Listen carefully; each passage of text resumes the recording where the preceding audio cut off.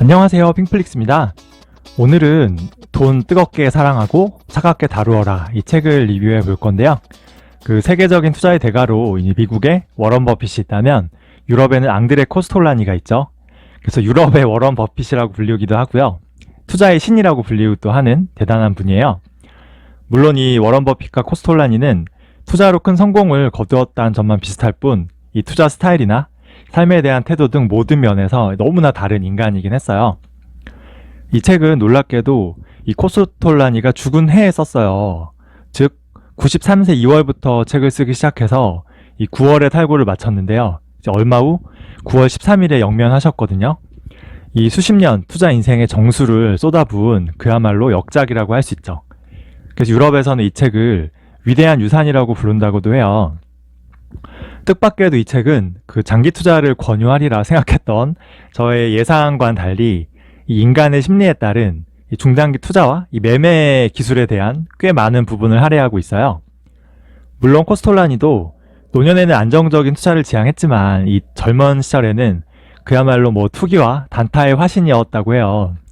자기 스스로를 이 단기 투자자와 장기 투자자 사이에 이 순종 투자자라고 표현했거든요. 워런 버핏은 주로 이 미국 주식에만 투자했잖아요. 근데 이제 이 코스톨라니는 미국, 유럽, 아시아 등 전 세계 주식시장에 이제 골고루 투자했고요. 꼭 주식 투자뿐 아니고 무슨 외환 거래나 채권, 원자재, 현물, 선물까지 이제 그야말로 거래할 수 있는 모든 것에 투자한 분이에요. 그래서 꼭 이 돈을 벌려고 투자했다기보다는 그냥 이 투자랑 이 시장 그 자체를 너무 사랑했던 분 같기도 해요. 이 책에 이런 말이 있는데요. 이 투자에 성공하면 단순히 돈을 벌기 때문에 기쁜 게 아니다. 내 생각이 다른 사람의 생각보다 올바르다는 것을 입증할 수 있기 때문에 기쁜 것이다.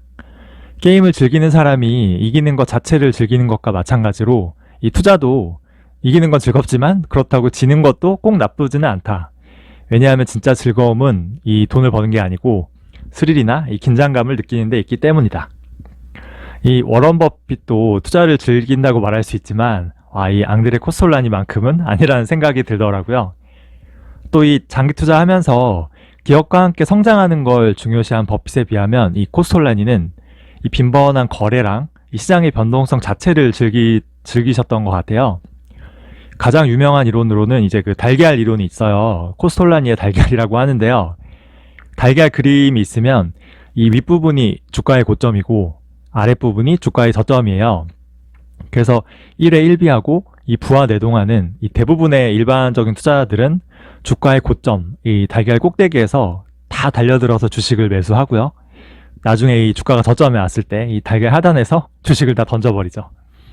그래서 이 바닥에서 이들의 주식을 받아주는 것이 이 소수의 이 소심파 투자자들이고요. 이들은 이 싸게 산 주식을 주가의 고점에 이 1회 1비 부와 내동하는 투자자들에게 다시 떠넘기죠. 그래서 이런 달걀 모델 사이클은 계속 반복된다고 하는데요. 지금 그가 죽은 지 한 20년이 넘었지만 똑같거든요. 지금도 대부분의 이 개인 투자자들은 이 주가 최고점에야 주식에 뛰어들고 또 나중에 이 주가가 바닥이 되면 이 공포심에 내던지잖아요. 내가 부와 내동 투자자인지 소심파 투자자인지 한번 자기 자신에게 되물어 보는 것도 필요한 것 같아요. 저는 사실 사이클이니 심리니 이 달걀 이론 따위는 무시하고 매도 없이 그냥 꾸준히 장기적으로 주식을 사모으는 투자 스타일인데요. 이거는 글쎄요 투자자가 아니라 수집가라고 해야 할까요? 이 코스톨라니의 심리, 추세에 따른 매매법이 저의 투자의 스타일과는 좀 너무 다르고, 그리고 또 이 달걀 모델은 저도 이해하지만 지금이 이 모델에 어디에 위치하는지는 아무도 확신할 수 없다는 생각도 들거든요.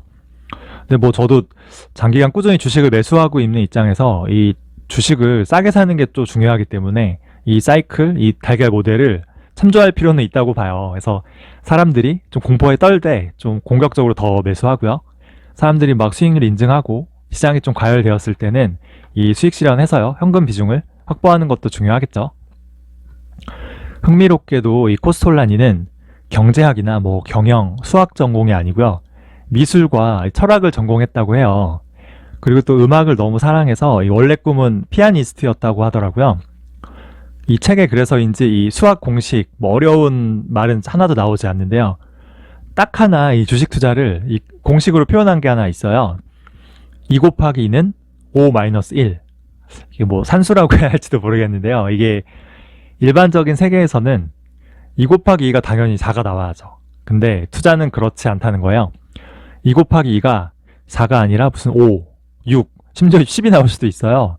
여기 뒤에 마이너스 1이나 마이너스 2 뭐 이런 게 붙어서 결국은 이 4가 될 때까지 버틸 수 있는 인내력이 필요한 거죠. 이 공식은 이제 코스톨라니가 이 주식 투자에 성공하기 위해서 필요한 4가지가 있는데 뭐 돈, 생각, 인내, 행운 이 4개 중에서 인내에 대한 파트에서 나오는 건데요. 저도 이 인내심이 가장 중요하다고 생각하거든요. 최근에 좀 하락장이 있었는데 이런 것도 어떻게 보면은 그 2 곱하기 2에서 엉뚱한 숫자가 나오는 좀 좋은 예시일 거예요. 하지만 내가 좋은 기업에 잘 투자했다면 결국은 마이너스 1, 뭐 마이너스 2 이런 게 붙어서 이 기업의 적정 가치에 맞는 주가로 수렴한다는 거죠. 그때까지 필요한 거는 이 명석한 두뇌, 머리가 아니고요. 이 꾸준히 주식을 보유할 수 있는 엉덩이죠, 엉덩이. 그래서 우리는 주식 투자는 일반 세상과 달리 2 곱하기 2는 4가 아니라 5나 6이나 10이 나올 수도 있지만 마지막에 그 마이너스 1, 마이너스 이런 게 적용될 때까지 계속 인내하는 게 중요하다. 주식 투자하는 분이라면 다 알고 있는 그 산책하는 주인과 개의 예시도 비슷한 취지라고 할 수 있어요. 그 주인이 개를 데리고 이렇게 산책을 하는데 여기서 주인이 기업의 가치고요. 개가 주가라고 할 수 있어요. 개는 주인보다 뭐 앞으로도 갔다가 뭐 뒤로도 갔다가 심지어 덤불 속에 들어가 있어서 돌아오지 않기도 하지만 결국은 이 주인이 있는 곳으로 돌아오잖아요. 기업의 가치로 주가가 돌아온다는 거죠. 주가에 흔들리지 말고 이 본질에 집중해야 돼요. 좋은 기업을 뭐 적당한 가격으로 투자했다면 이 주가가 폭락해도 무서워할 필요가 없죠. 결국 이 주가는 주인에게 돌아옵니다. 근데 물론 그 개가 정말 내 개인지는 좀 잘 생각해 봐야 돼요. 내 개가 아니라면 돌아오지 않죠. 그 코스톨라니는 증권사나 혹은 뭐 경제학자들이나 뭐 애널리스트, 주식 중개인, 뭐 투자 컨설턴트 이런 사람들에 대한 얘기가 나오는데요. 결론은 이런 사람들이 결국 투자자에게 하나도 도움이 안 된다고 해요. 도움이 안 되는 정도가 아니라 오히려 이들과 이 개인 투자자들의 이해관계가 서로 상충되기 때문에 더욱더 투자자들을 나락으로 빠뜨린다고 하고 있어요. 예를 들면 이 증권사의 주요 수입은 주식 거래 수수료인데요. 만약 저처럼 주식을 사서 팔지는 않고 20년, 20년 계속 가지고만 있는 투자자들만 시장에 가득하다면 이 증권사는 당연히 망할 수밖에 없어요. 그래서 저 같은 투자자보다는 이제 하루에도 몇 번씩 주식을 막 샀다 팔았다 할 수 있는 1회 1비하고 이 부와 뇌동하는 단기 투자자들을 좋아할 수밖에 없어요. 그러니까 증권사에서 계속 이 주식이 좋다, 저 주식이 좋다, 이걸 팔고 저걸 사라, 다시 또 그걸 팔고 이거 사라 이렇게 할 수밖에 없는 거예요. 이 주식 중개인이나 이 투자 컨설턴트도 마찬가지인데요. 사실은 코스톨라니도 젊은 시절 주식 중개인이었대요. 그래서 일화하나를 얘기해 주는데 이 고객 한 명이 A 주식에 대해서 이 중개인에게 물어봐요. 그 중개인이 이 A 주식이 너무 괜찮다고 막 입에 마르게 칭찬을 하죠. 너무 훌륭한 주식이고 지금 주식을 사기에 다시 없는 기회다. 꼭 사야 된다. 근데 고객이 사실은 A 주식 팔려고 물어본 거라고 하죠. 중개인이 바로 지금 그거 파는 것도 너무 좋은 선택이라고 말을 바꾸는 거죠. 뭐 고객이 사든 팔든 어쨌든 자신의 수수료가 떨어지잖아요. 일명 뭐 자산관리사나 이 재무상담사라고 하는 분들도 대부분은 이 금융상품을 팔아서 받는 수수료가 이 주수입원이에요. 그래서 고객에게 이 상품이 필요한가 아닌가가 아니고 이걸 팔았을 때 나한테 수수료가 얼마나 떨어지지? 나의 이익이 더 중요할 수밖에 없어요. 이 대부분의 사람들에게는 별 의미가 없다고 생각되는 이 사업비나 수수료가 말도 안 되게 높은 뭐 종신보험, 변액보험 등이 계속 팔리는 까닭이 여기에 있죠. 대부분의 금융기관, 금융업계에 있는 전문가들은 이 그들 스스로의 이익과 고객의 이익이 상충돼요. 고객의 이익은 곧 내 손해가 되는 이런 구조 속에서 내 이익을 포기하고 나는 고객을 위해 선택하겠다는 그런 사람은 많지 않죠. 코스톨라니가 말하는 가장 합리적인 대안은 이 뭐 좋은 주식이나 펀드를 제시하고 거기서 수익이 났다면은 그 수익의 일정 부분을 이 성과보수로만 받는 거예요. 그러면은 이제 둘 다 윈윈할 수 있겠죠. 근데 세상에 뭐 그런 금융기관이나 중개인은 없잖아요. 그러니 투자의 세계에서 믿을 것은 오직 나 자신, 이 스스로뿐이고요. 투자에 대한 판단도 이 스스로 져야 돼요. 이 혹독한 투자의 세계에서는 이 끊임없이 공부하고 이 건전한 멘탈을 잘 관리하는 수밖에 없는 것 같아요. 개인적으로 인상 깊었던 부분 중 하나는 이 숏 투자에 관한 내용인데요. 이 코스톨라니가 이 젊은 시절에는 굉장한 비관론자로 이 주식시장의 하락에 베팅해서 즉 숏 투자로 큰 돈을 벌게 되었다고 해요. 그래서 엄청난 불황이 찾아오고 이 주식시장이 붕괴되면서 자신의 큰 부자가 되었는데 이 정작 주변 친구들은 이 직장을 잃고 막 전재산을 날리게 돼서 이 성공을 함께 축하하고 즐길 친구들이 없었다는 좀 고독한 독백이 있었어요. 그래서 그 이후로는 이 코스톨라니도 가급적 인버스나 이 숏에 베팅하지 않고 이 장기적으로 시장이 오르는데 이 롱 투자, 베팅에 하를 노력했다고 해요. 우리 결국은 다 행복한 삶을 위해서 투자하잖아요. 근데 이제 시장의 폭락에 계속 베팅하는 사람은 결국 자신을 제외한 이 주변 사람들의 몰락을 기대하는 것과 같아요. 설령 성공한다고 해도 고독하고 이제 외로운 성공이고 행복하기가 이제 힘들죠. 또 인버스나 이런 숏 베팅은 성공하기도 쉽지 않아요. 이 누가 주가 하락을 확신할 수 있겠어요? 이 빅쇼트 영화를 보신 분들은 알겠지만 결과적으로는 주인공들이 이 하락에 베팅해서 큰 성공을 거뒀죠. 하지만 영화 속 중후반까지도 이 주인공들 생각처럼 시장이 하락하지 않자 이 엄청난 초조함과 막 혼란, 스트레스를 겪게 돼요. 정말 극소수만 성공했을 뿐 이 금융위기 때도 대부분의 숏 투자들은 결국 버티지 못하고 이 포지션이 청산되거나 이제 파산되었거든요. 숏 투자 경험을 통해서 이 성공을 함께 즐긴 친구가 없었노라 이 고백했던 이 코스톨라니는 결국 이 인생을 잘 즐기기 위해서 이 투자에 집중했던 것 같아요. 이 정확히 말하면 이 돈과 투자는 그에게 수많은 인생의 즐길 거리 중에 하나였지 이게 좀 버핏과 좀 다른 점이 있는 것 같아요. 전공이 철학이랑 미술사였던 것도 그렇고요. 이 음악을 너무 사랑해서 이 피아니스트를 꿈꿨던 것도 통해 알 수 있듯이 이 코스톨라니는 투자도 사랑했지만 예술 동안 너무 사랑했어요. 그래서 좋은 오페라나 연주회가 있으면 하루 저녁의 즐거움을 위해서 유럽 반대편까지 비행기를 타고 날아가서라도 관람하고요. 또 이 좋은 식당에서 훌륭한 음식과 이 디저트를 즐겨 먹었다고 해요. 특히 이 나이가 들어서도 이 초콜릿 케이크를 즐거우셨다고 하네요. 또 사람들에게 열정적으로 강연하고 이 소통하고요. 또 고전 음악을 즐기고 이 좋은 담배를 피우면서 이 증시에 대해서 신중히 혼자 생각하는 게 삶의 큰 기쁨이었다고 해요. 투자를 그야말로 예술의 경지로 끌어올렸다는 평도 많은데요. 이 음악이나 미술과 마찬가지로 이 투자도 이 예술로 좀 생각하고 이 평생을 좀 사랑하고 즐겼던 게 아닐까 싶기도 해요. 몇 가지 일화가 인상적인데요. 이 음악을 너무 사랑하는 코스톨라니가 유럽의 저명한 음악가와 함께 이 식사를 할 수 있게 되는 기회를 얻은 거예요. 그래서 이 사람과 이제 음악과 예술 이야기를 나눌 생각에 엄청 설레었는데 이제 막상 그 음악가는 코스톨라니에게 이 주식 투자만 계속 물어보는 바람에 음악 이야기를 조금 더 나눌 수가 없었다고 해요.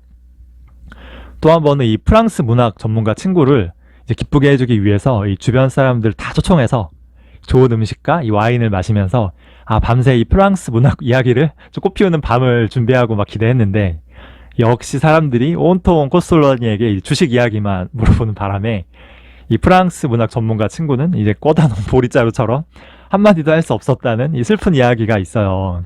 그래서 이분이 한 말이 그 투자만 생각하면 진정 인생에서 아름다운 것을 보지 못한다. 이 와인과 음악과 아름다운 여자가 없다면 그 얼마나 따분한 인생인가. 참 이 평생 투자와 돈에 집중했던 건 사실이지만 오로지 돈만 쫓는 인생은 아니었던 거죠. 더 중요하고 인생에 아름다운 게 있음을 알고 있는 분이셨어요. 그래서 늘 이제 인생을 즐기십시오라고 말하고 다녔다고 하는데요. 이 책에선 아니지만 이제 코스톨라니의 다른 책에서 이분의 어떤 좀 성향을 알 수 있는 구절이 있어요. 나는 여러 언어를 사용한다. 신께는 모국어인 헝가리어를 쓰고 친구들과는 불어로 이야기하고 제자와 독자들에게는 독일어를 사용하고 이 금융권 관계자들에겐 영어를 사용한다. 그리고 숙녀와는 꽃의 언어를 사용한다. 거의 5개 국어를 능숙하게 구사하셨던 분이죠. 그래서 유명한 투자자에 돈도 많고 무려 5개 국어를 하시고요. 화려한 언변과 유머 감각까지 있었던 코스톨라니는요.